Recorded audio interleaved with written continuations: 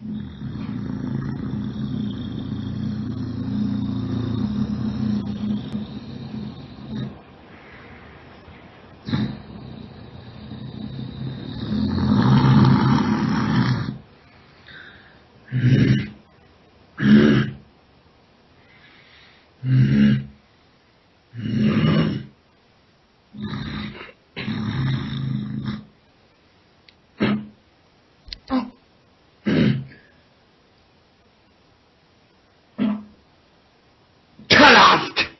Hello, Kalask.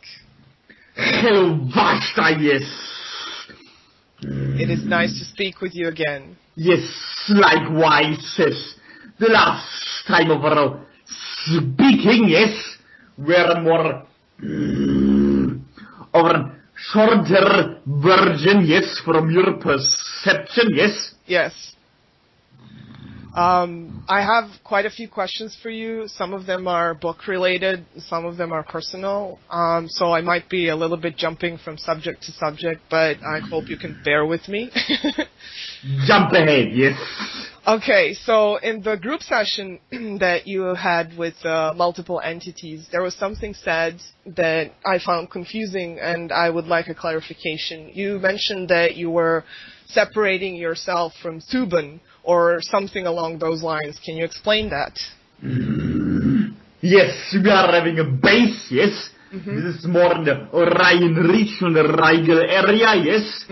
We are more relocating there to a greater capacity, yes. More members of KALASK, yes. Relocating there, while fewer of us are currently located, yes. On our home planet, the Subin star system, yes.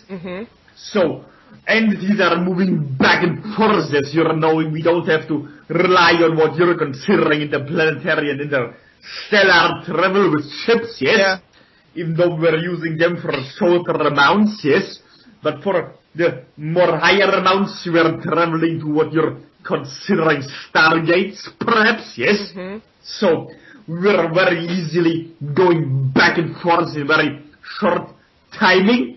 So, it is quite easy for us to jump back and forth and also to have telepathic link-ups. So, there are entities from the Subin region as well as the Orion region, yes, listening in to this conversation, yes.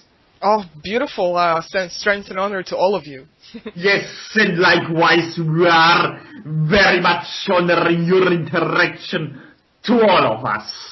Thank you. So what is the difference between the two planets that you're inhabiting and going back and forth from? We heard about Subin star system planet that you're on, but is there like any physical differences in environment and stuff like that at the Rigel area? Yes, there are more red tinges, yes, in the whole starlight and also the planetary surfaces, yes. While there is more of a violet tinge in the coloration on our home planet, yes, due to the sun and solar radiation and the cloudiness, yes, this is creating this particular light, and there is a bit more variety, yes, in the environment where we are located there, unlike now on the Rigel planet, yes, there is more desolation in general, maybe more like the desert regions on our own planet, yes? And there are more rock formations, there are more of a black quality, yes? Right, sticking out of the ground. Some pyramidal shape, but not like on our deserts, our own planet, but more like looking like almost second dimensional, yes? Very high, but not very broad, not much in width, more in height, yes, and very black, like the rest of the surface, is more like beige, red colorations, yes. So those are somewhat different, sticking out, like some are on your planet, the desert region of the Nevada area, yes. Rock formations like this, yes. And what is the primary reason for that amount of relocating? the conflict symbol, yes? As you are aware of the conflicts of the current break-offs, yes? Yeah. From the Empire, so it is more safer for us to have only what you're considering diplomats there, yes? And more critical capacity of women and children, so to speak, the family units, yes? More on a safer region that are said there is still much darkness and warlike actions going on in the Rhine system, yes? But we are quite sufficiently able to defend ourselves, so we are simply relocating there our settlements that are being able to defend by our military, yes? But our entity in the Orion region, even though being somewhat able to wage war on others to some extent, it is nowhere near to the forces that are stationed in the draconic system of the Empire, yes? So you're basically separating even more from the Empire now. We are not planning to go much further, yes? As the idea is that there is more prey over the Empire, such as the Vortag entity, yes? This has more taken our former place there, yes? Not physically, but energetically, yes? Yes. But there are still others that are more wary and not sure about their path, so we are not planning to completely detach, but for now it is safer to go there, and this does not mean that we're not moving back there once the relations are somewhat more acclimatized, yes? But does it depend also on the frequency of the particular location in the star? Like, is the Rigel area more conducive to your new energies? Yes, this is very appropriate to say so, yes. Our energies are also fluctuating, so this can also be changing back and forth. Also, the Mars planet is more appropriate to our entities right now, yes, even though there are not many of our entities located there currently because of the conflicts that are going on there, which is quite making it very crowded, yes, from many entities also inside of your solar system, including from your planet that are interacting there, yes? Are you having any sort of diplomatic relationship with humans from Earth on Mars?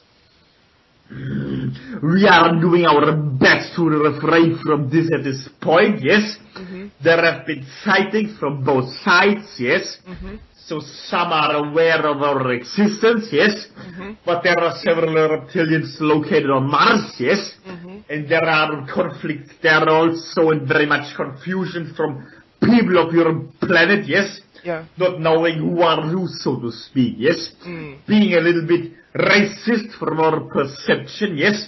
Not really being able to differentiate the cultures and intentions, yes? Among reptilian races.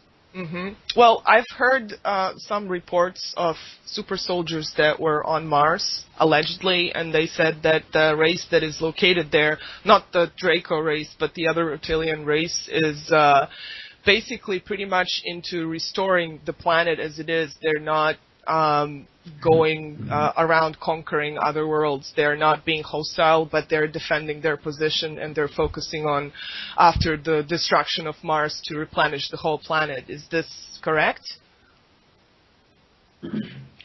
There are somewhat related to those on your planet, yes? We are connecting to them right now, and they're having our support in this, yes? They are much more peaceful than us, yes? More lightful from your perspective, more tribal in nature also, yes?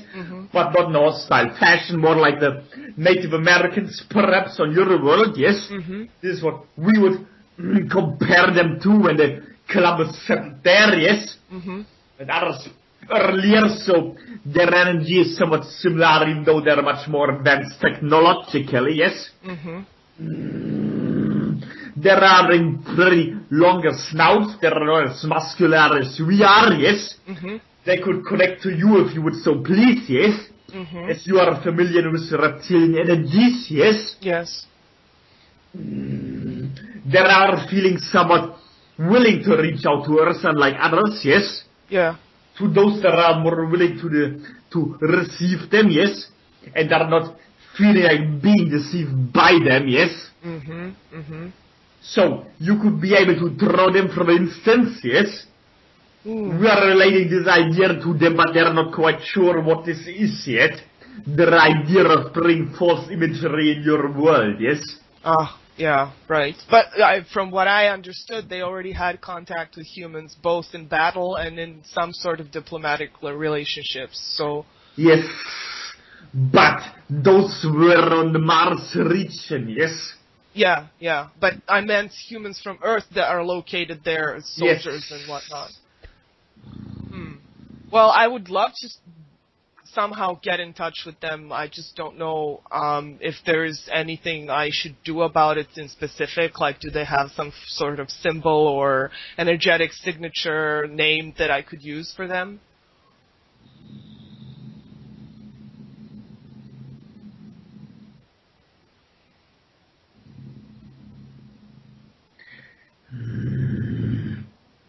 They're giving it a signature, yes? There is some... is a round circle, yes? But in the circle there are different lines that are intersecting, yes? Similar to your stereotypical peace symbol, yes? But turned on its head, yes? And the lines are going out for more than just the upper half, so when you're using the looking in the vessel's mind, a life rune, yes? Yes. A death rune intersecting them, yes? Yes. Laying them over each other in a circle, yes? Somewhat like this. Okay. And a spear crossing in the middle through those, yes? Oh, awesome. I actually got the image of the rune when you were talking about it, so I think I'm getting something. Thank you. Yes, you're welcome. It's always easier when you're able to connect directly to entities, but we are able to relate whenever there is necessity, and we are able to do so. Thank you very much. And now that we're on the subject of other reptilians, I wanted to ask you about the terrestrial reptilian races. Are there a lot of them, or is there one main one and then the offshoots? How does that work? There is one main one, yes? You are familiar with those living underground, yes? In greater regions, there are also humans living there, but great amounts of reptilians as well. There are much shorter than others, yes? They're also having more human capabilities, yes? More human shapes and forms, so they're somewhat more humanoid, yes? There are more mammalian from our perspective, yes? They might look very reptilian humanoid to you, yes? Reptoid form, as you're calling those, yes? But from our perspective, they are somewhat more like the entities of the Capella region, yes? That you're familiar with, yes? There are smaller in physical shape, but in energy somewhat similar, and also in the size is smaller, but the shape is similar. But what about the ones that people reported also living underground that look like raptors with feathers on their backs? There are having more of the bird-like DNA still, yes? Like the Archaeopteryx entity, yes?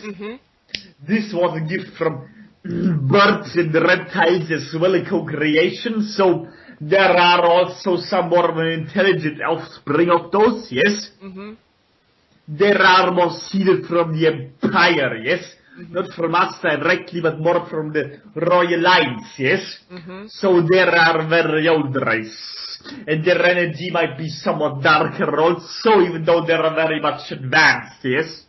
Or especially because they are, as they would say.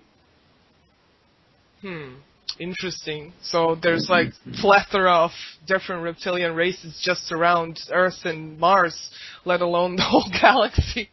Yes, we are very varied, as you might realize, more than humans even. And you are a very rare, very widespread species already, yes? Interesting. So are the hybrid races between reptilians and humans in some way aiding the merging of that sort of polarity between humanoids and reptilians? involuntarily, yes. Yeah, I guess so. I just meant like in the sense of energies are because humans here that I know are learning a lot about reptilians through Treb, and he's a hybrid, so he's like more approachable to humans than other reptilians are usually. So in that sort of way, I meant is that working maybe the other way around as well, for pure blood reptilians to be able to understand humans more when they relate to a hybrid like that. Yes, but it is always watered down, you understand, yes? Yeah. From both sides. So, there are not what the Empire would consider reptilian, yes? Yeah. They would consider them not pure blood, yes? Yeah. And worse even to some extent. So, there are not really learning about those from either side. They're learning about the hybrids, and they're learning more about the energies they need to step in order to be ready to move on there, yes? Mm-hmm. What about, okay, we have pure blood reptilians, but who are the pure blood humans? Because we certainly aren't. Yes. The rich light from the Lyra, yes, might be considered more pure planet, yes. Mm-hmm. And from our perspective as a polar opposite, yes, those entities in the Pleiadian region, the Syrian region, yes, the Andromedan region, those are more like what we consider typically humans, yes. Or in general we would say typically mammalian, yes. Yeah. Even though there's more variety, we see this now, yes. But the original human was a Lyran straight, yes? So, where does that leave the underground breakaway races that consider themselves pure-blood Earthlings in comparison to the surface race that we are? They are simply not as contaminated, yes? Both from radiation from the outside of your world, as you understand, yes? As well as from the genetic, yes, intermixing from the Annunaki entities, yes, thousands of years ago, yes. So they went underground when this was taking place. However, there are still different intermixings that were taking place before. So there are the original inhabitants of Earth, yes, but they still got the basic DNA that everybody got who came to us in the first place, yes? They were simply not altered later on by the Annunaki, yes? But they are still the result of genetic mixing earlier, yes? Well, that is something that leads me into a question I want to know without going too much into the Anunnaki. When exactly did they come here to alter our DNA? They came pretty early, but their last alteration was in the Atlantis falling, yes. Thereafterwards, so about 12,000 of your years ago, yes, it is in your records, yes.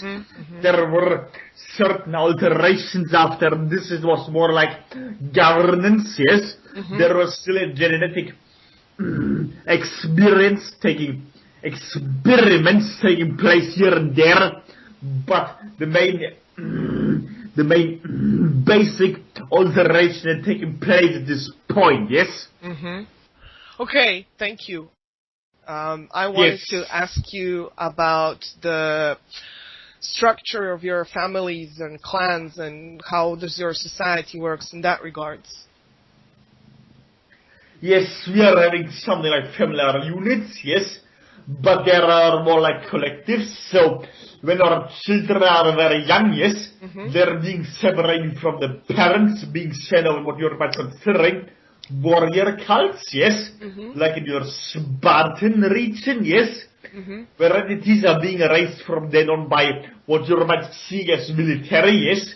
So our military duty is starting very early, yes, lasting for many decades, yes, being raised there.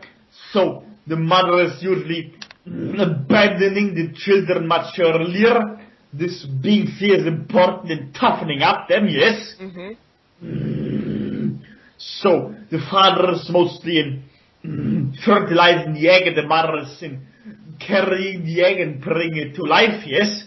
Then just raising it until it is able to sustain itself, yes? Yeah. Which is very early being able to feed itself. So once we are reaching the point of Terrestrial, yes? Being fed still plant in the earlier years, but once they are fully Terrestrial, therefore able to connect through source, yes? And knowing basic rules of society, as you know, rules and order being very important in KALASK, yes? Once they're at this point, they're going off to the military, yes? They're learning from there on everything they need to learn about society, yes? Also, what you might consider in philosophies, yes? What is important in life, how to get along with others, yes? How to fight, most importantly, yes? Certainly, not just with others, but also with themselves, and growing greater and greater and greater as entities in physical form, yes? As well as on the battlefield and in mind, yes? So our structure in society are usually based around the necessities we are having, so like astronomers, yes? Communications and historians and stargazers and travelers, which is the same thing as we mentioned, yes? Bookkeeping, those things, yes? But how do you incorporate your new frequencies that you're going more neutral? Are you teaching that to the children as well? Yes, certainly, as you know, the new generations are the future, yes? We are not having many children, usually because, as you know, we are getting very old, yes? So, we're having more children when there is necessity to fill posts, yes? So they're being raised for those posts, so they're getting the teachings from very early on, as well as the genetics, yes? As you know, we're able to alter the eggs, yes? That they are needing to fulfill the role that are meant to them later in society, yes? As you are knowing, we are more structured in a collectivist sense, like a fascist or communist system, yes? Yeah. But entities are being brought to their functions, yes? Yeah. But does it, let me phrase this question. Yes. Since you're able to genetically alter the egg, do you genetically alter it to be more stable with emotions than the older members of your group are? As far as we are capable, yes? We're not willing to incorporate DNA from outside KALASK, yes? So we can only incorporate those that we have integrated as us, as you're calling adults, yes? Through our own integration of polarities, yes? So we are not willing to contaminate the egg, yes?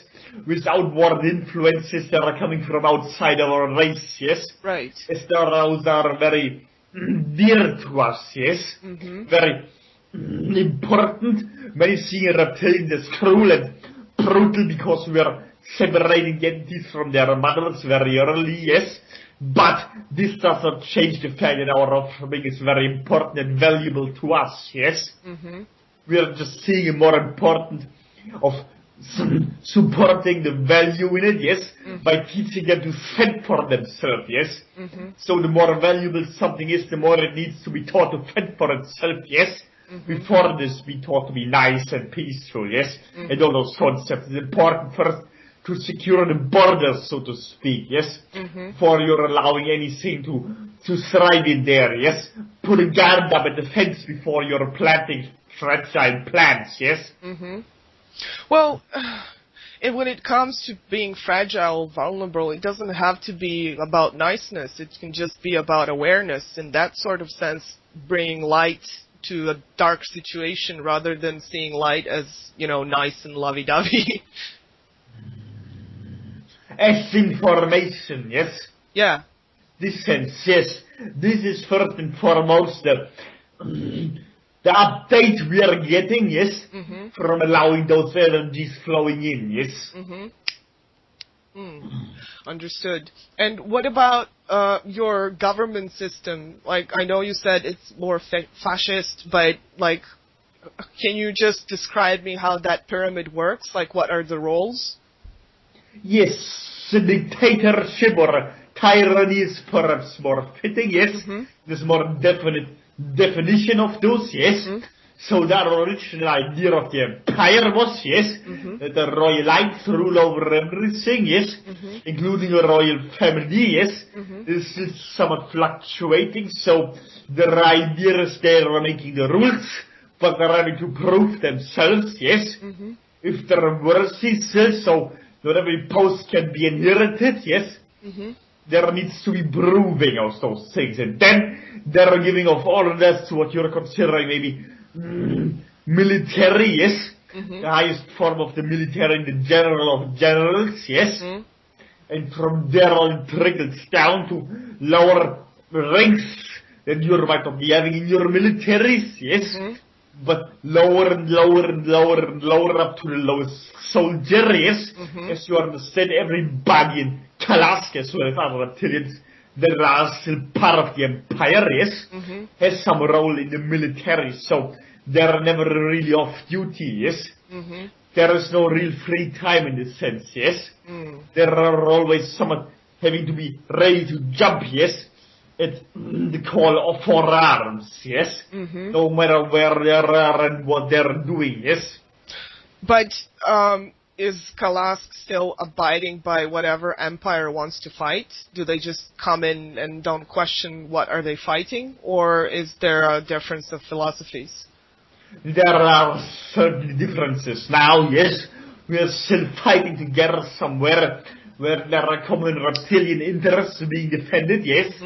So, but since there are conflicts, we also have to install our own governance to a more greater degree, yes. There are based on royal lines, yes, but still more of a similar government faction, yes, to the tyranny, yes, from your perception, yes. There is not one entity, but several that are being tyrannal, yes, tyrants, yes, in the governance, so maybe someone like a senate, yes, but more like maybe a military dictatorship, yes.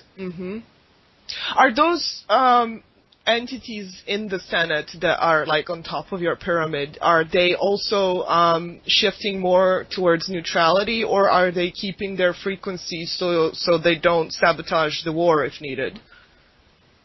Both, yes. There are more to a balanced state, yes. Or they are still very much capable of bring forward warlike capacity, let's say, yes. As you're knowing, we're very much careful about the Wehrkraftversetzung, yes, of the emotion idea that could coming up, so they would not dare go in this direction too far, yes, otherwise they would still be seen as not beneficial to our survival, yes? Yeah, understood. They have a responsibility, and that's why they were chosen for that role. Yes, thank you for your understanding. So, when do you reach maturity? So, like, when does a child reach maturity to be like an equal member to the society? Is that when it finishes the military training, or...? The military training is never really finished, yes? Or there are more rights and more duties, the more they're moving up, yes? This is not based on age, yes? But on experience, yes? So when a child has just joined the military, would go off on a mission that would prove itself, yes? It could very quickly rise in the ranks, yes? So there are duties and rights depending on the role the entity has, yes? So there's never a clear cut, so to speak, yes?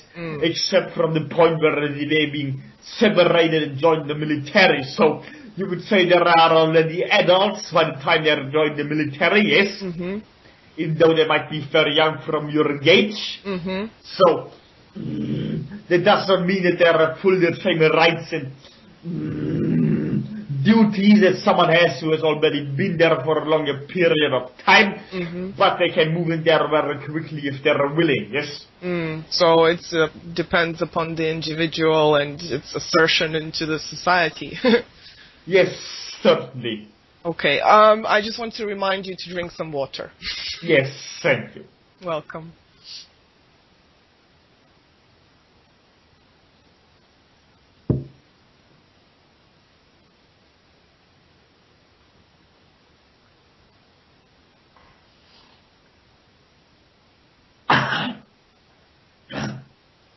Yes, this should do for now.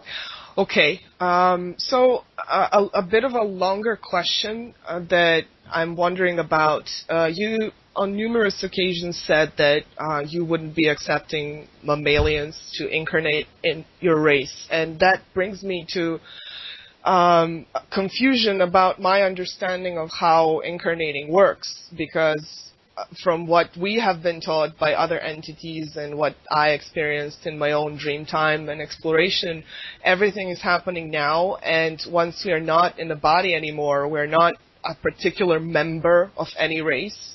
So, like an example, David has an incarnation as a human, and he also has an incarnation as KALASK. So how do you decide if an entity is mammalian and wants to incarnate, or if the entity has like multiple reptilian incarnations and just a few human ones? Like, what's the difference there if it doesn't matter once you're non-physical? It depends on the current incarnations, yes? And the amount of those, the resonance of those, yes?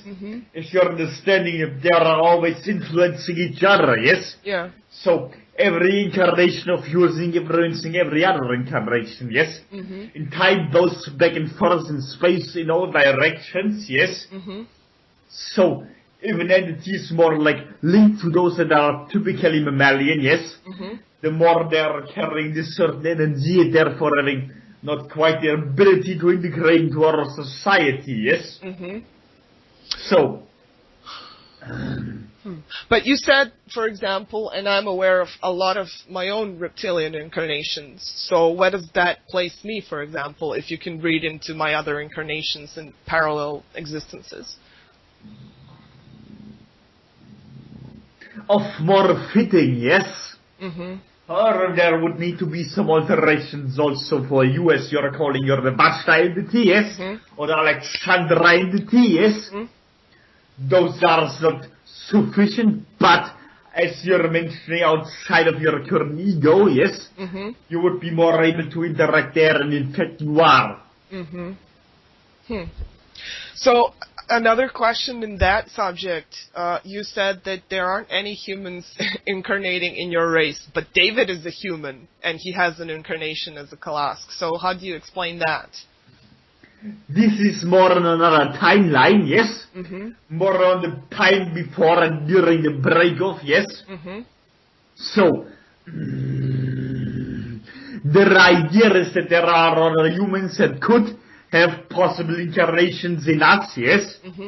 If they are able to tune into our energy right now, we are viewing applications, so to speak, right now, yes? And they could be creating those in our past, yes? As you understand the fluidity of time, yes? But, like, I'm wondering what is then older, chicken or the egg? Like, is it you incarnating as a human, for example, in David, or is it David incarnating as KALASK? Like, what's the priority there? How do you differentiate that? It is always equal, yes? There is no time, yes, you understand, yes? Right. So it is happening at the same, yes? As the David entity is opening up to its capacities, yes, in the 2008 area, yes, of your timing, yes? KALASK is opening the breaking off, yes? And therefore the incarnation is becoming possible. So, you, for instance, could create an incarnation of yourself, yes? In KALASK, yes? That was already taking place, yes? Or in any other species, yes? You could create a life of yours right now, yes? In Paris of the 1900s, yes? If you would wish to have an incarnation there. So, in that regards, if there is no time, that would mean that I would be creating that incarnation, and that incarnation would be creating me at the same time. Correct, yes, and you're both creating from the same oversoul, yes? Right. Because that's where the decisions are made ultimately, yes? Right. Okay, I think it's a little bit clearer for me. Okay, thank you. So, your ships that you mentioned, what do they look like, and are they self-conscious, your vessels? Yes, we are simply copying those from the Empire, yes, giving them our own signature, yes, like spray painting the KALASK symbol on the outside, so to speak, yes, not physical, yes, but the idea is the same, yes, simply giving them the same signature of us, yes, so we are creating them from the same blueprint, yes, as you're, of course, they're having their own consciousnesses, yes, as they are being created from higher dimensions into lower dimensions, yes. We are simply using a certain blueprint from the Empire, projecting it there like a hologram, yes, like one of your 4D holograms, and then bring them down in density, so dense matter is being attracted around them and forming them. They are right there, yes? Yeah, but what do they look like? Yes, they are round on some. We are looking for a reference point, yes? Sure. Some of them are pyramid-shaped, yes, the older ones. Very dark in coloration, yes. And also other ones are having very round shapes around the pyramid, yes. Pyramid in the center, and around there, not like your flying saucer idea, but much bigger. I also thought that like a discus, yes, but more oval shaped, and different ovals intersecting in each other, yes. Somewhat like the Enterprise ship, yes, from your Star Trek movies, yes, but only the upper part, yes. Yeah. If you're taking this and adding several of those, stretching them out, yes, intersecting with each other, you're getting somewhat bigger ones with a pyramid in the middle, yes.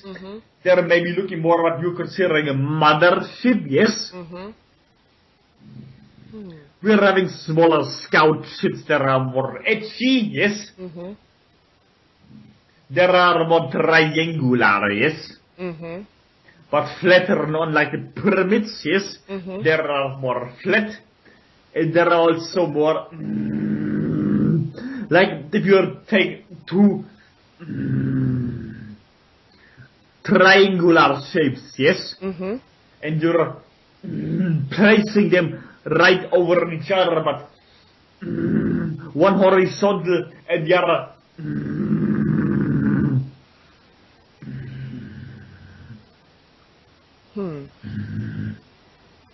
yes, I under. We are looking for the word in the vessel's mind. Okay.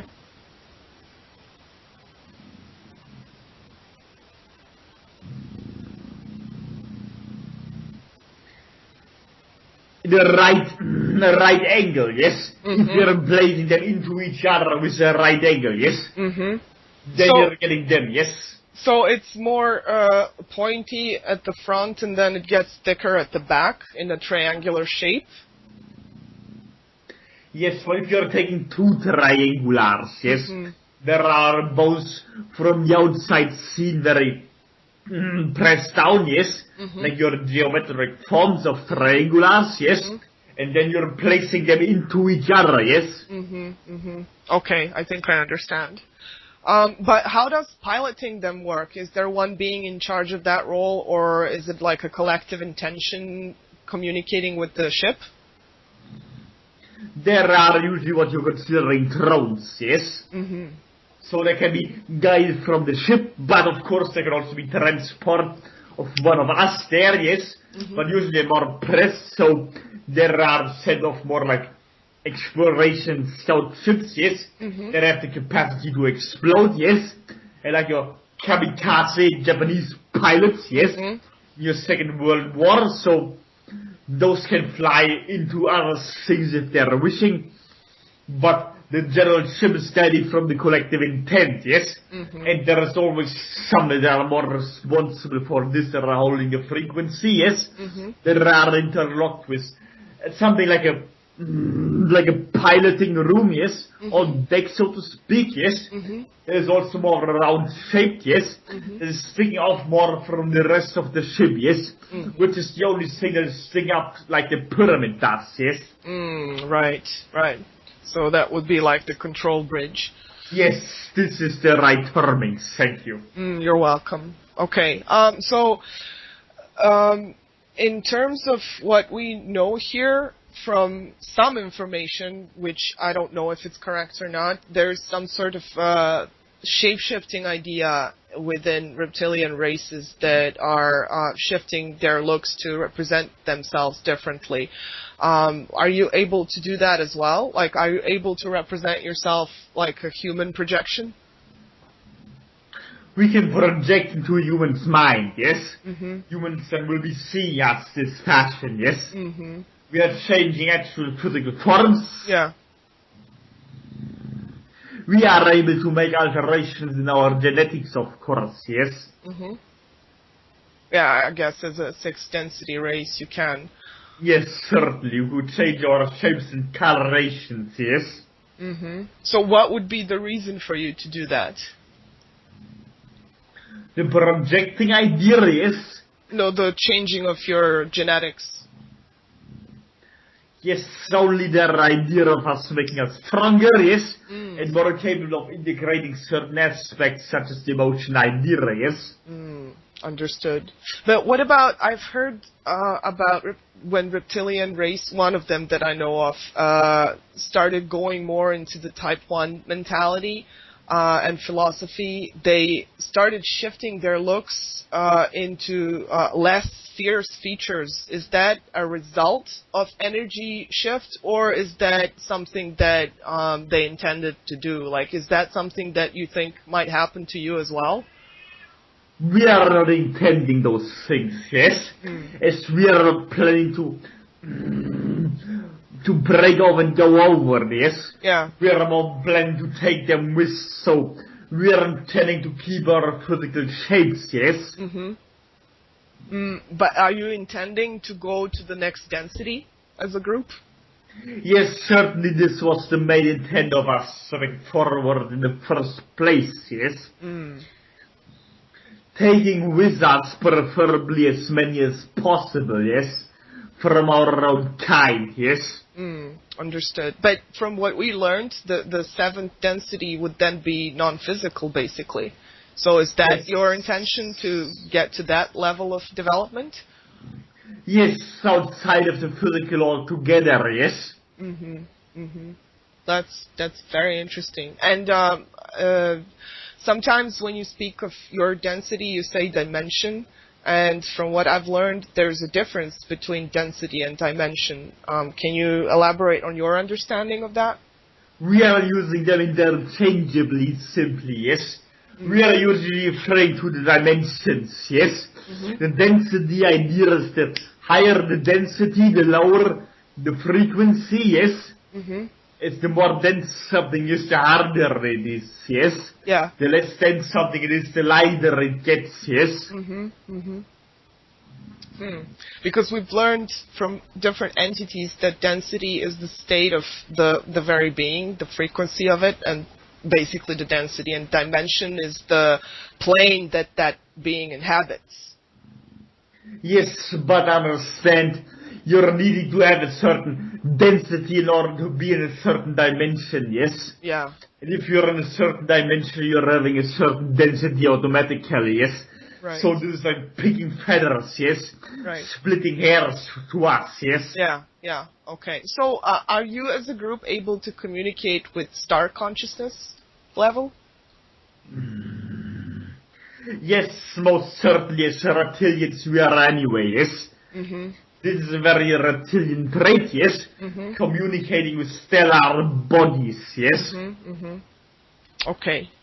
So, in terms of technology, what kind of technology do you have that is not strictly made for war? Traveling technology, yes? Our ships, yes? Are very much equipped for war, yes? But of course they can also be used for the menace, yes? We are not really developing things that are not meant for war also, yes? But the same way you can use a knife, yes? To cut your bread, you can also use it to cut a human, yes? So, the same way we are able to use our ships for interstellar and interplanetary travel, and also annihilate others on our way, yes? The same way our drones can be used to explode there, yes? They can also be used to investigate simply, yes? Those ideas. So it's mostly transportation and travel, yes? So also are many things in our ritual settings, yes? Such as the depictions you are making, yes, of our cloaking, yes, and our symbolizing, yes? Those things are not directly used as weaponry right now, even though they're representing those things, yes? But they're used in the ritual sense and connecting to the energies, yes? So that stuff that I depicted is actually a technology? It was used at those things, but now it is simply a representation, but it can be used for many things when you're putting it in certain places, yet the down part of it, yes, is not quite the same, yes, as you're depicting the downside of it, yes, but there is something you can stick in certain parts on ships, yes, on the bridge of the ship that you're calling this, yes, as well as on the buildings, yes, way on the top, on the castles, as you might be saying those, yes, and then this greatly radiating frequency, this functioning like a lightning rod?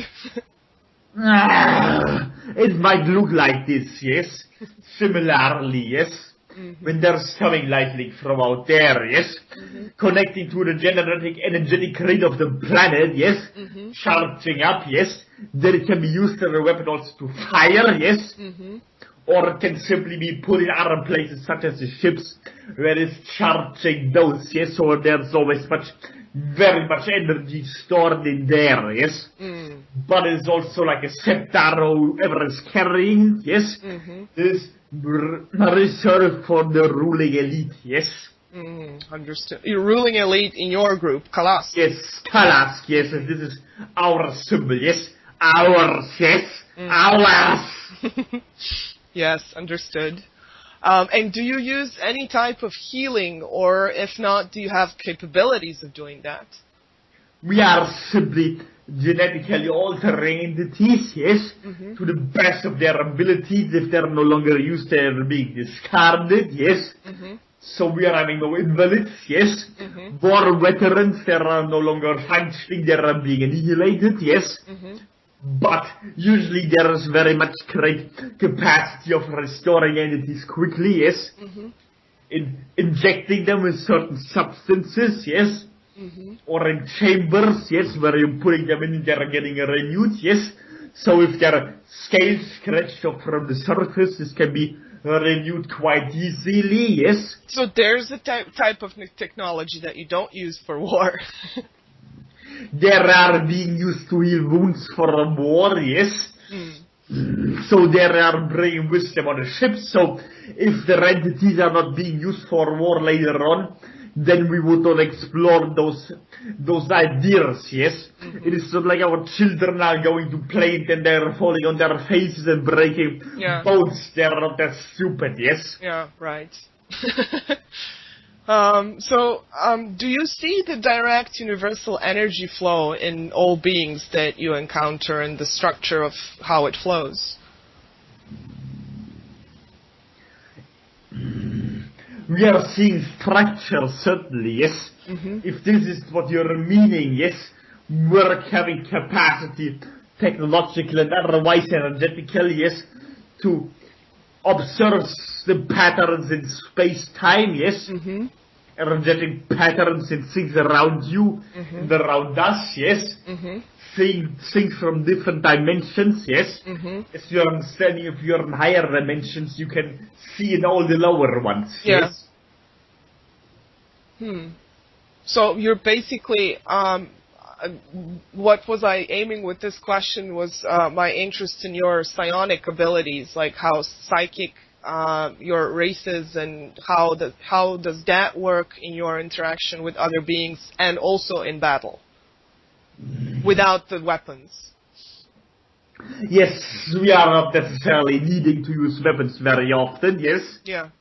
When you're engaging more primitive species, we can simply cook their brain in their head, yes? Without having to use technology like some of your governments is doing with their microwaves, yes? Yeah. we can use this simply with our minds, yes? And we can look around us, yes? We don't just look in front, we can see in all directions at the same time, yes? That's pretty neat. Yes. So what would be the result of a psionic attack that you would employ at somebody? What would they feel? Just certain death immediately, yes? It would simply fry their brain, yes? We can also blow up entire planets with, yes? We are intending this to use, yes? Very often, but we can also depopulate a planet quite easily, yes? By making the air there unbreathable, yes? Becoming so dense that the lungs of the entities are exploding, yes? So therefore rendering life in a certain dimension impossible there, yes? So this is one method. The other one is simply sending in one concentrated idea of what you're calling this, yes? So that sounds really overpowered for me. Like, it seems like no other race would stand a chance against you. Not even the need for battle is unnecessary because you can just destroy them with your minds. Yes, certainly, unless the other races are having similar capacities, yes? Such as others in the Empire, yes? The Empire is not sharing the DNA with non-reptilians, yes? Yeah. But the Royalites, for instance, are very much equipped with those things, yes? And as you might know, the Arachnid are also capable of some of those things, and certainly the birds are, yes? So, what is there a way to defend against that if you're not a psionic able race? Like, is there something a race could do to counteract that sort of attack? Only if they're highly psychic, yes? Interesting. Okay, so that brings me to a next question.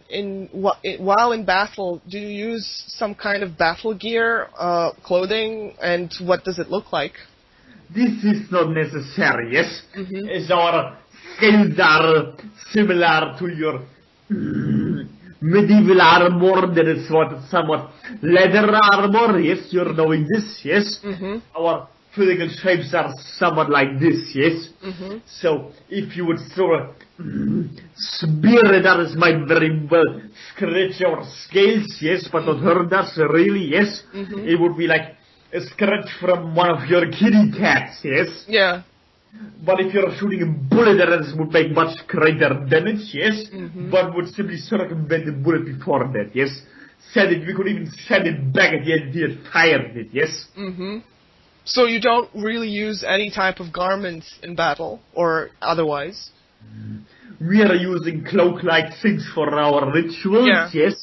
But otherwise we are usually dressing up fancy, yes? We are decorating the military like this chains around our necks, yes? And there are other chains around our other body parts such as arms, yes?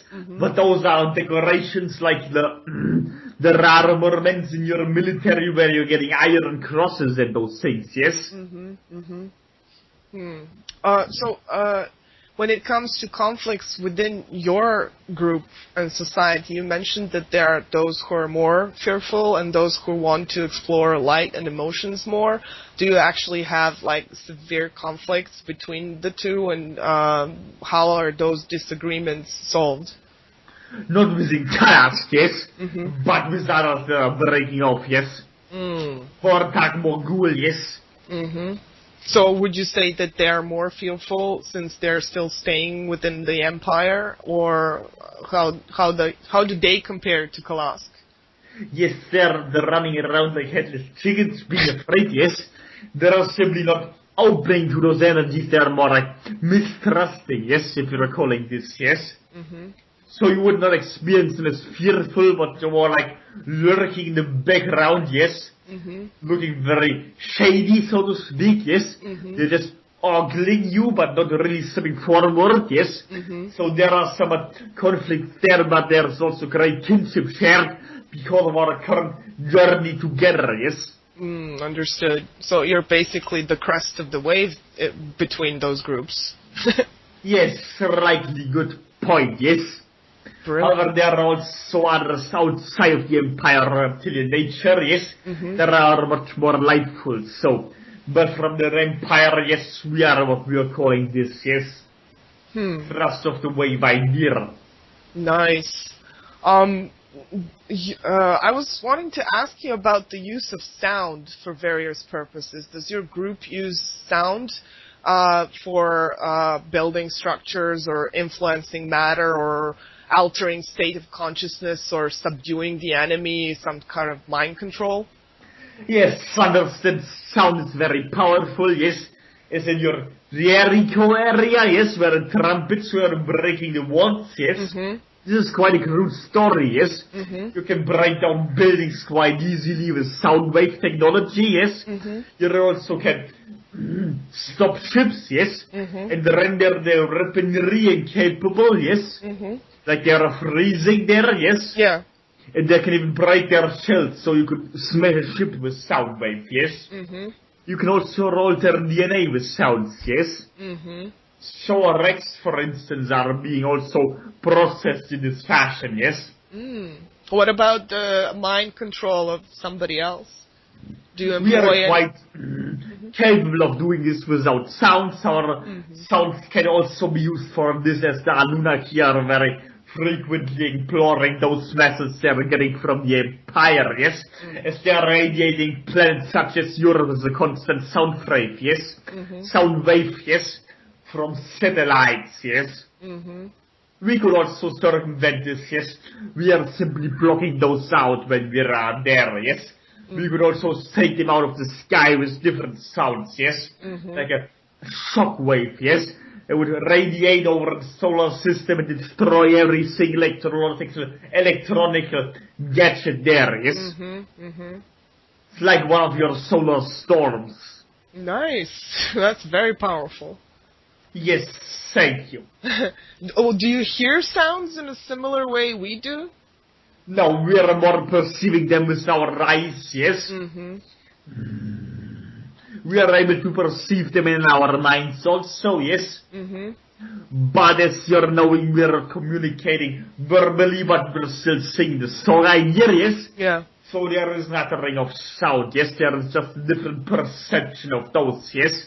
Also like your flatter mice, yes? The bats, yes?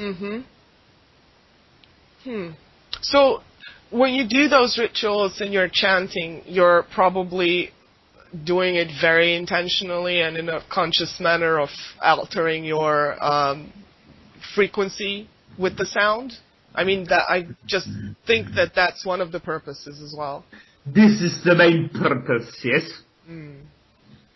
We are marching in certain patterns, making certain sounds with our weight on the ground, also making very strong sound, speaking the metal drum idea is, therefore very strong sound radiating over the planet, yes. Also creating a certain idea like a KALASK, yes. Sound creating a certain resonance, yes. That they are bringing forward a certain resonance and entities have to vibrate in the vicinity, yes. If they are willing to stay there, yes.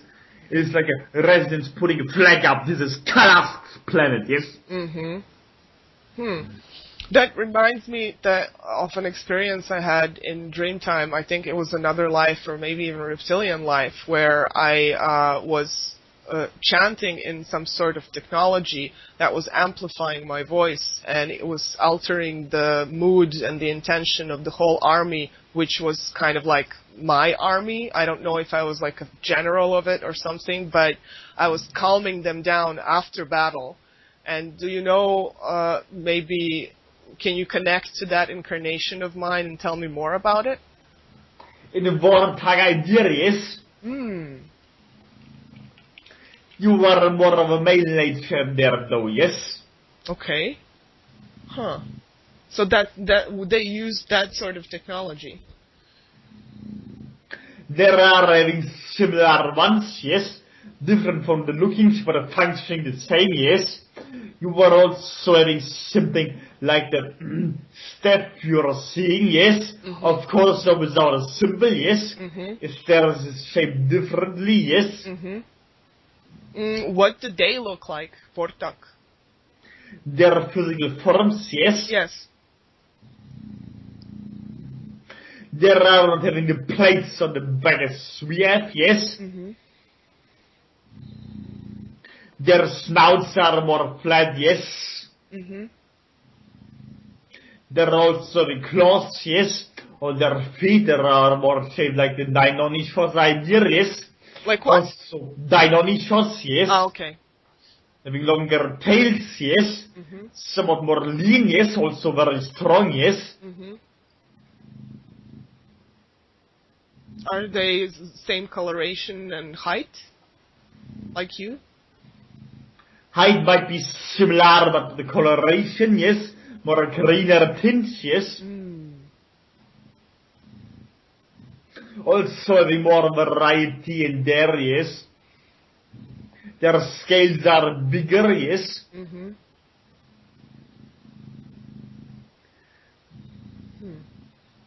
You having there some responsibility, yes.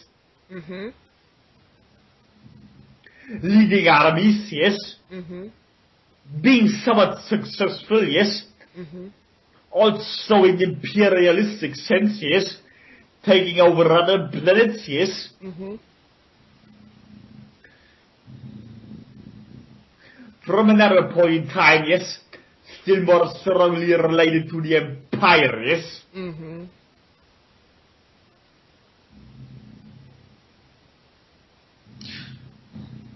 What about my connection to Inca? I know David is familiar with that female reptilian entity. Are you able to connect with her energies and tell me more about her?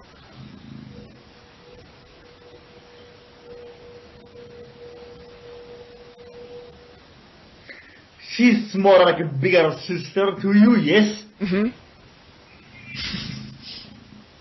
She's also very familiar with genetics, yes? Mm-hmm. Alterations, yes? Mm-hmm. A moment, please. Yes, as we are iterating. Okay.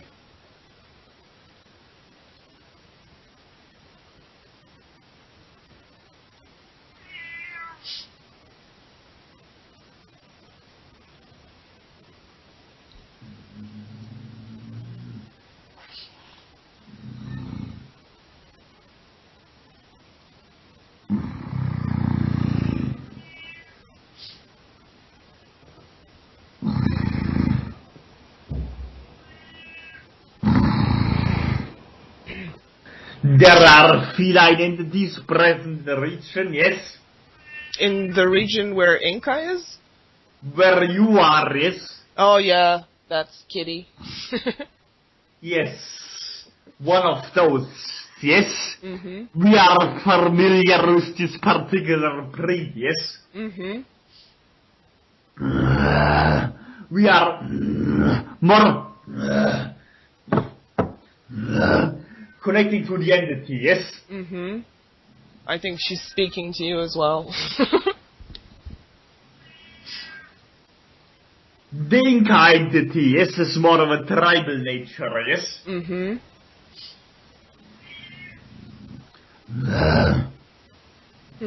She, from what I've seen, she doesn't look as reptilian as you do.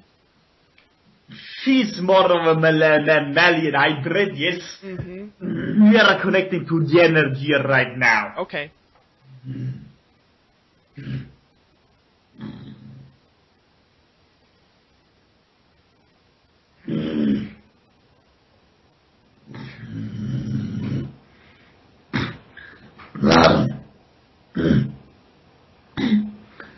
KALASK!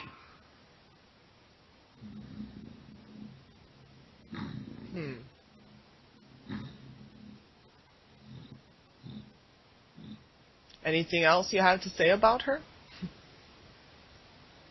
Yes. Hello, yes? Hello? Is this Inca?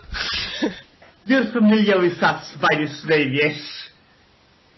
We are pleased to connect to you, yes? I'm extremely pleased to connect to you as well. Yes, we are aware of you connecting, yes, to the group you're calling KALASK, yes? Yes. They're speaking to us, yes? We were not familiar with them before. We are getting now, so we thank you for the connection, yes? Beautiful. You're welcome. Thank you for stepping up. Yes, we are still... I'm getting messages from them, yes? Mm-hmm.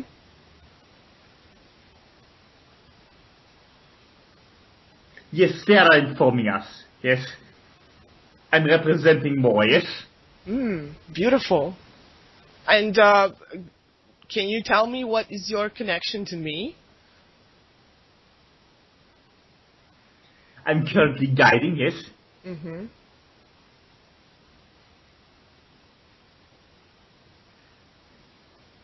You have had interactions with my kind, yes? Mm-hmm.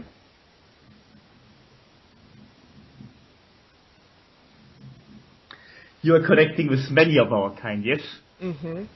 Your kind as in your particular race, or reptilians in general?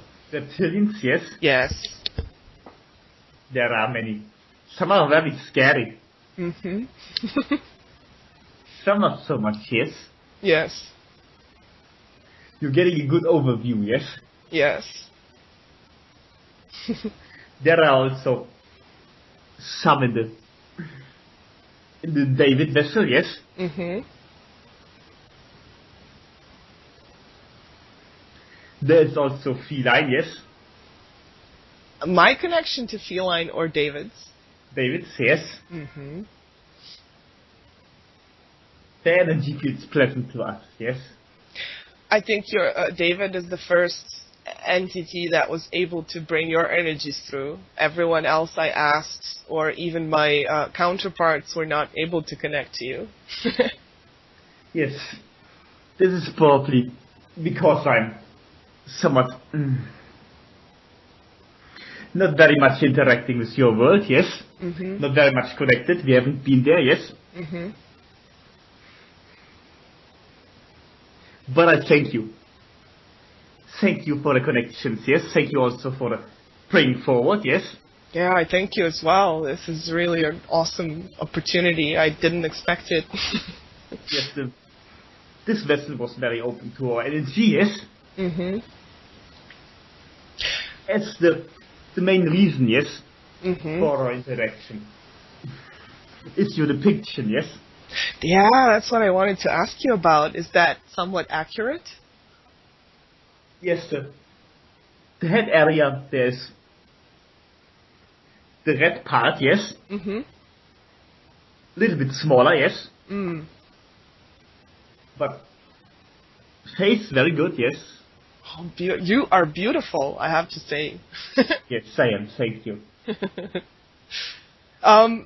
There is a question I would like to ask you. When you first came into my awareness, when Awaken drew you, she said that she saw you with my hybrid daughter on a ship. Can you confirm that or tell me more about that? This was probably more energetic connections, yes? Mm-hmm. Therefore,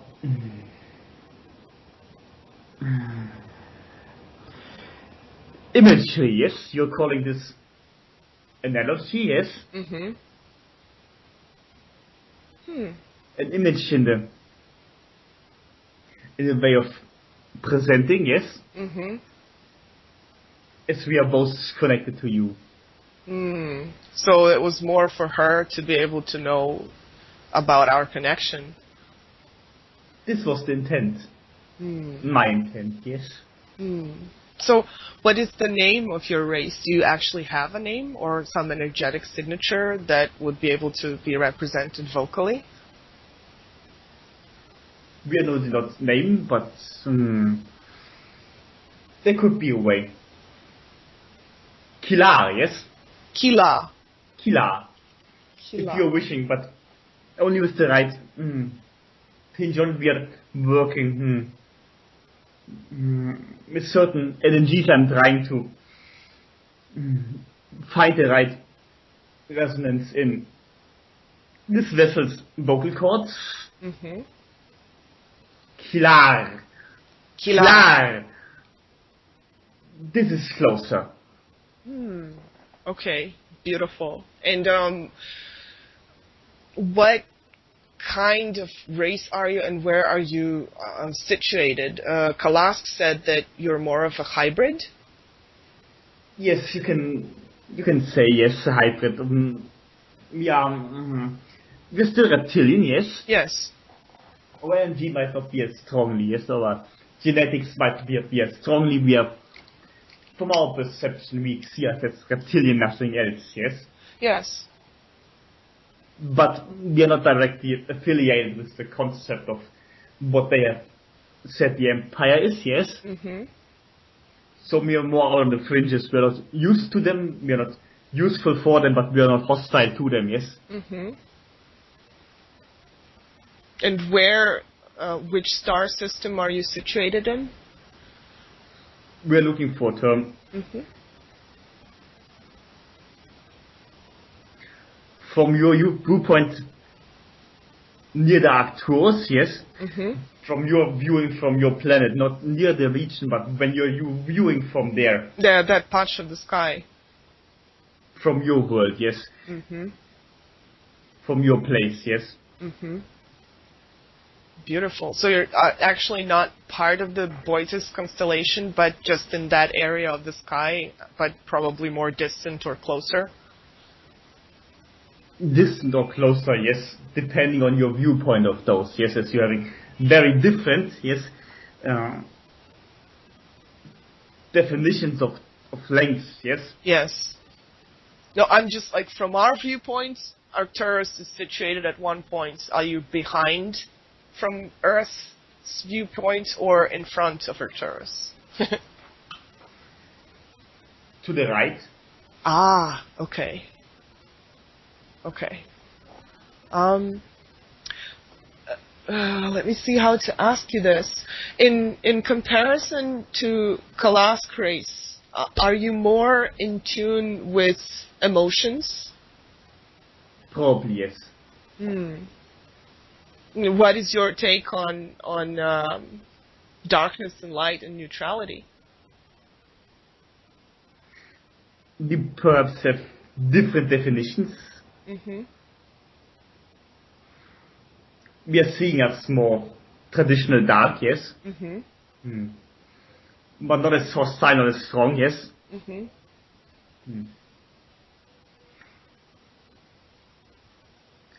Maybe neutral, Mm-hmm. if you're wishing to call it this. Mm-hmm. So are you involved in any type of wars? There is always war on the fringes, yes. I'm not, yes. Mm-hmm. Others are. What is your role in your society?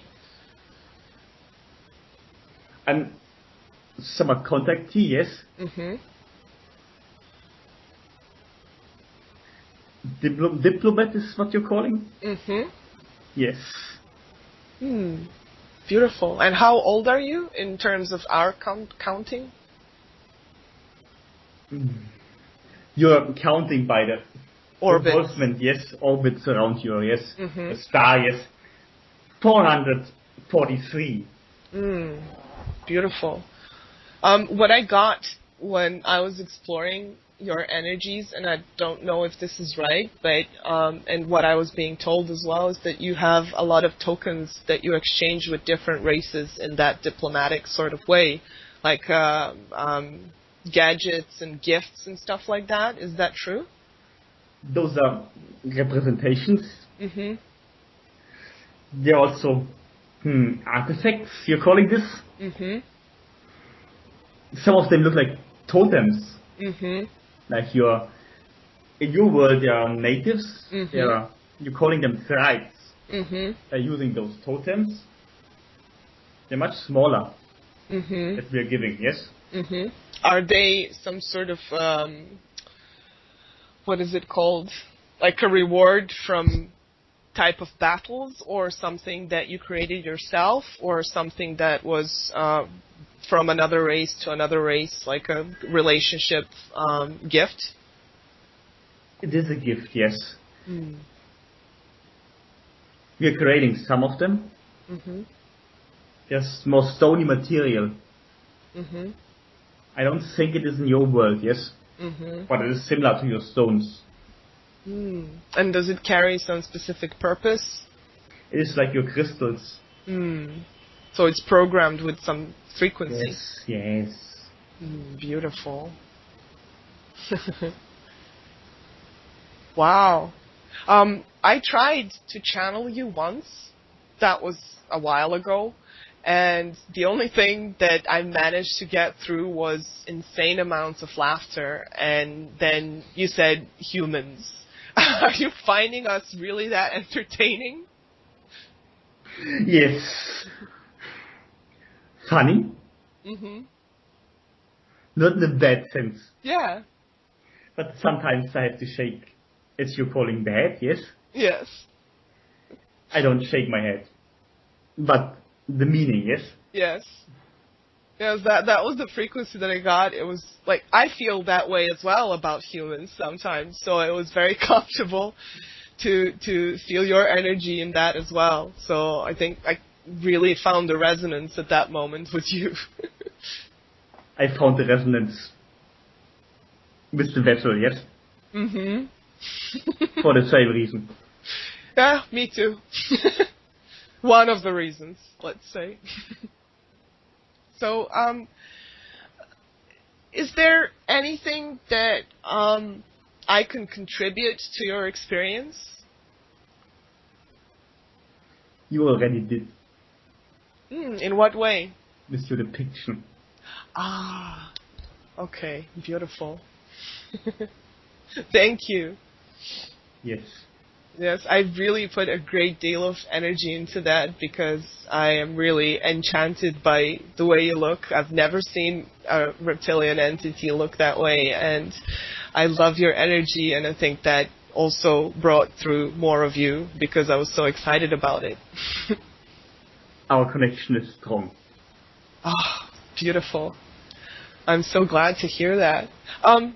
Inka, do you know about what we usually use as a density and dimension scale? And would you be able to tell me what is your density according to that? I'm looking. Mm-hmm.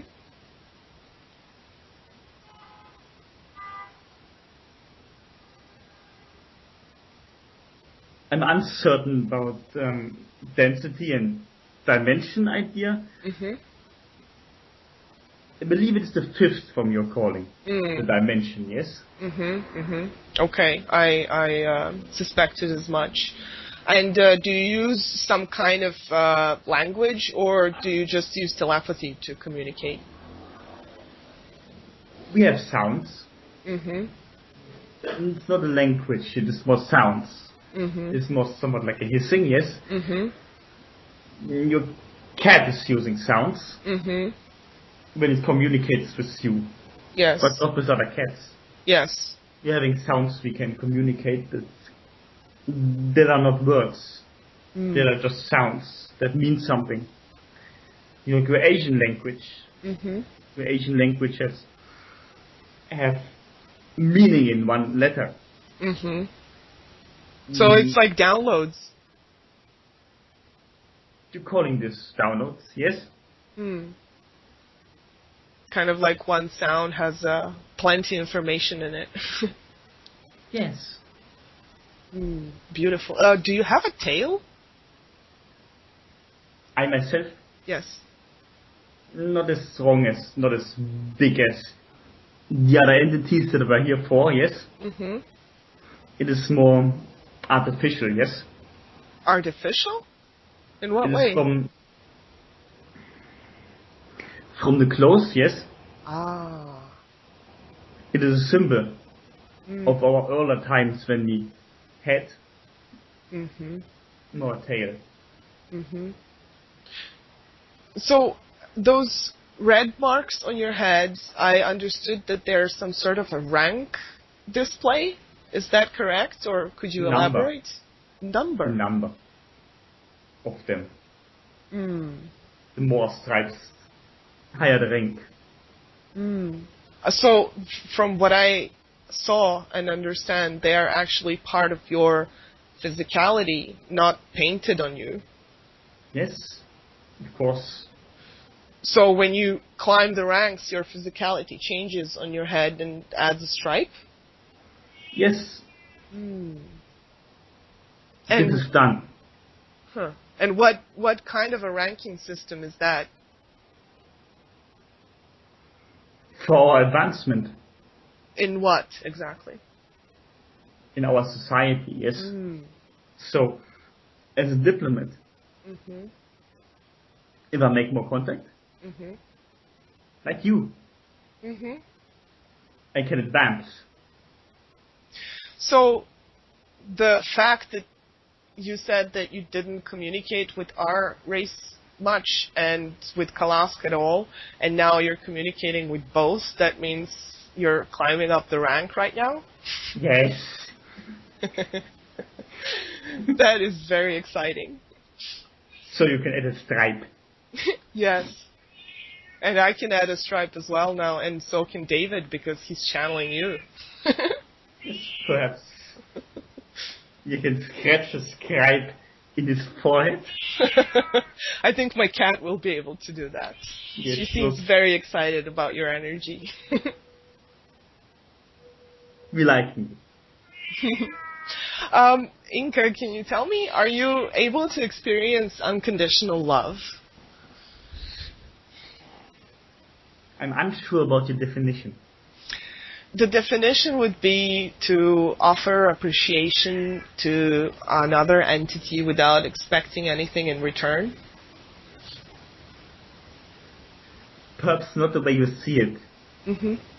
I would see it like this. But I would not work for this if there was no rising in rank. But I like it, and I like you're calling work, yes? Because it benefits. So somewhat it is unconditional, yes? Yes. This is for the benefit. But I do it because I like it. Yes. And even love.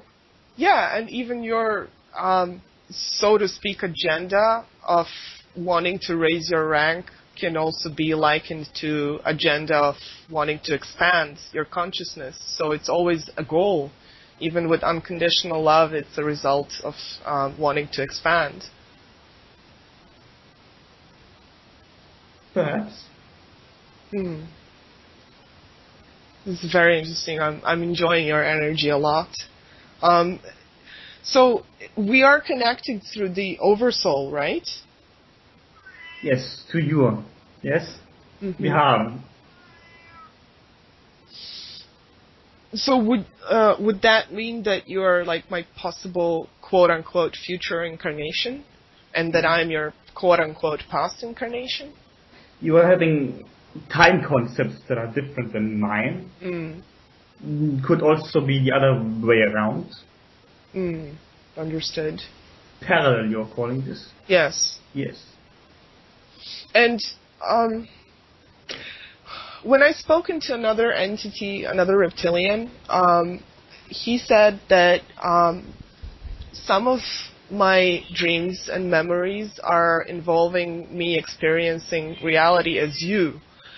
And some of them are me experiencing reality as a third density reptilian, which is more like beastly nature and more in a hunting and warring mode. Can you tell me if this is true, and do you feel me when I'm connecting to you in dream time? I'm feeling you always. Maybe not so much the beastly mode as you're calling it. But I am. If this is enough for you. Beautiful. And I would love to make it more conscious for myself to connect to you. Do you have any advice on how I should go about it? When you're sitting in what you're calling meditation, yes? the same way when you're creating the picture, yes? Mm-hmm.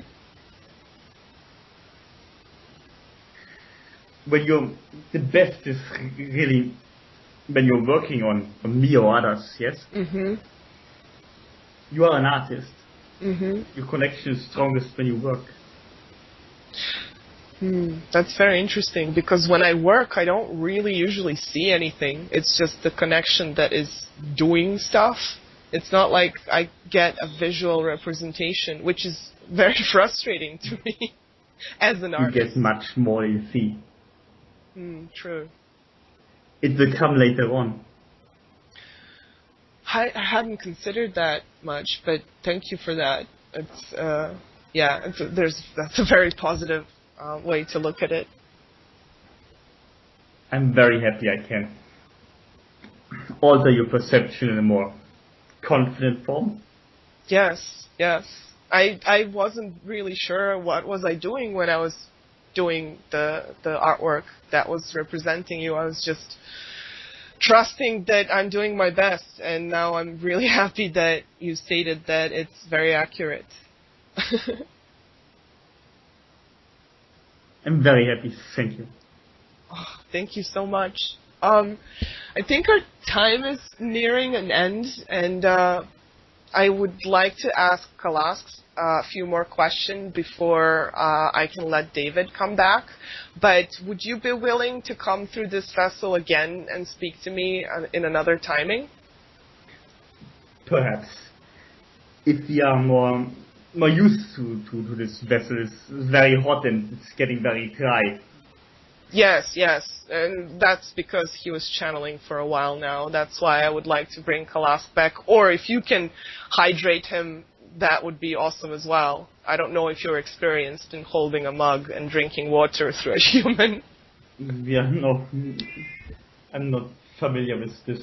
There are objects here, but... Yes, then never mind. KALASK will do that, but I am so very grateful for this connection and you speaking with me and confirming some of the things and connecting, and I'm very grateful for KALASK being able to connect to you as well. So I am confident that David will be happy to hear that you came through him and willing to channel you again. I hope so. Yes, I'm quite sure about that. So thank you very much, and could you please get KALASK back so we can finish the session? Yes, of course. Thank you very much, Inka. Yes, thank you, Vashta.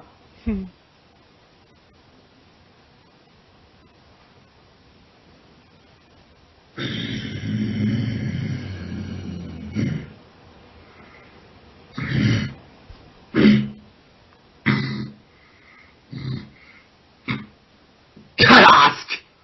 Welcome back, KALASK! Yes, welcome, Vashta! Can you just give David some water first before we continue?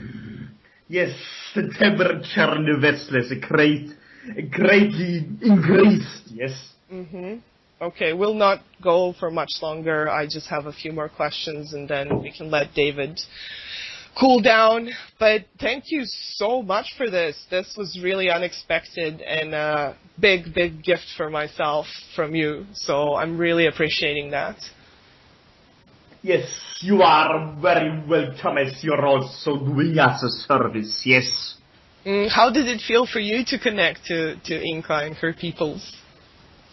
Somewhat fragile race, yes, but still very pleasant. So there are somewhat, you're calling sexy, yes? Yes. You're liking those about them, yes. Awesome, beautiful. I hope you can bring through Inka again at some point in the future, but right now I think David has had a lot on his plate, so I just wanted to make a few more questions before we disconnect, if that's okay with you. Yes, if we're putting more hydration in there for a moment, then you can continue asking your next question. Okay, go ahead. While you're drinking, you said that you made attempts at one point to communicate with our military and government, and that it didn't result in anything constructive. So, can you tell me more about when and how did that play out? This was more in the recent timings, yes, more 1,000 years or so, yes. There was no willingness at all, yes. There was only the willingness of worship in exchange for technology, yes. There were uses from the empire, so there was no wonder. So you actually approached them to just be more equal, and they wanted to worship you and had their own agendas? They were very disturbed because they didn't understand why we were coming up from a different perspective. However, understand at the timing we were also still more immersed in darkness, yes? So we were expecting this. So while you were still immersed in war and darkness, what was your initial goal for communicating with them? To bring them up more to a openness about our existence, yes, as well as others. This has continued over the years and years and years, yes, until more recently, recent centuries, where there are more technologically advanced, but still not willing anywhere. So when you do those communication attempts, do you do that through consciousness, or do you physically appear, or do you meet up on Mars, or how does that play out? The idea is first there is what you're considering telepathic link up, yes? Sending messages into their heads, yes? To be at certain places, and then we're appearing there in the hologram, yes? And they're having the ability of interacting with us without getting the heart attack idea, yes? And so far it hasn't gotten much more further than this, yes? Well, do they get scared, or do you make sure that the hologram is acceptable? We're tweaking it, but still often they're looking very pale, as you're saying, yes? Even though they're knowing we're there and about to appear, they're still looking very, very uncertain, like very strange, like they're about to fall over or not sure if they're having to puke. They're having problems integrating the energy, even with the hologram, yes. Interesting. And I just remembered this. It's a very random question, but I'm going to ask it anyway. When you said that humans smell, are you able to sense that while you're being channeled through David as well, in his own body? Their own body is more the familiar smell to itself, so it doesn't smell that intensely, yes? Right. And I've heard that reptilians smell to humans as well, so it's just a matter of perspective, I'm sure of it. Likely, but still I'm sure we're smelling a lot better than this. Probably depends on your noses and our noses, I guess, and what they're used to. I'm sure that we would smell much better if we were all breatharians as well, but since they're still eating of food and decay in our stomachs, I'm pretty sure that for an unused entity that would smell really badly, even for breatharians on this earth. Yes, one of the reasons. Understood. And I have just one last question for you, and I don't mean to go into very strong energies in regards to that, but just like a neutral perspective. Can you describe Arachnid races to me, their looks and the way their society differs from Reptilian one? There are the more collectivist, yes. Hive-minded, yes. There are very tall in most regards. Many of them are very dark. There are very many arms, yes. Not as big as in our races, also not as in the same way shaped like your spiders, yes. There are more, like one of your goddesses, yes? Mm-hmm. Depictions in the Indian region, yes? Mm-hmm. Their eyes are much smaller than ours. Mm-hmm. They're a little bit bigger than yours, yes? Mm-hmm. But they're also like the spiders in your world, having many facets to them, yes? Mm-hmm. And they're having symbols on their chests, yes? Not just the backs, also the chests. Mm-hmm. Like your Black Widow spider, yes? Mm-hmm. And what about their skin texture? It can be somewhat furry from our perspective, yes? So like but spikes. not everywhere, yes?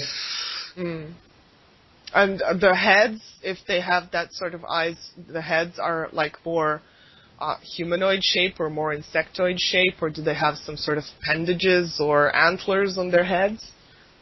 They're not having antlers, but it's very rounded, yes? Mm-hmm. It might not look like a head to you as there's almost no throat, yes? Mm-hmm. It's directly attached to the torso, but it can turn around. Mm-hmm. And what color are they usually? Black often, yes? Were they ever on Earth, any of these races? Somewhere as you're knowing your genetic DNA, yes, is coming from outside. Also the spiders are, as they're also seeded, yes? Oh, right. So they created the arachnids on our planet. Yes, not just the spiders, also other arachnids like the scorpion entities or some underwater entities, yes? Interesting. Like more crustacean type? Yes, those are also related, yes? Beautiful. And are they all in the negative polarity, or are some of them going towards the neutrality point? Similar to us, yes? As in the reptilian races, most are what you're considering dark, yes? But not all, yes? Interesting. Wait, I had one more question about them.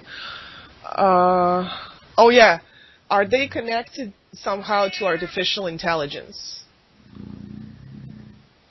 Not directly, but their mindset is similar, yes? Like a hive mind type. Yes, hive mind, but they're also very imperialistic, yes? Similar to the empire, which is also why they're related to it, yes?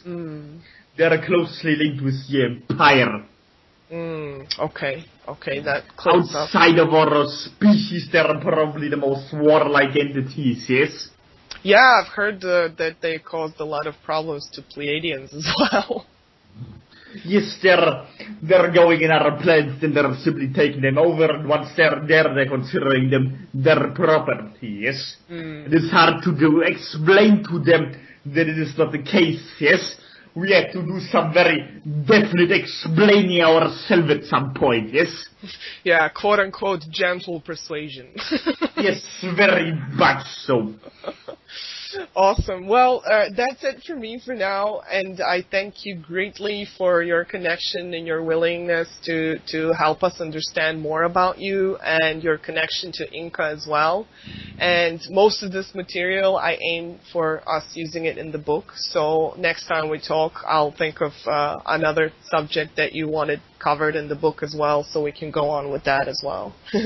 Yes, very appropriate, yes, we are wishing to spread more information about our kind and also our relations. So, this is greatly appreciated from the Vashta entity, yes. Thank you so much, KALASK, and I'm sending you strength and honor, and sometimes love just to test you. Yes, strength and honor to the Vashta entity, yes. And whatever else you're considering this. Thank you.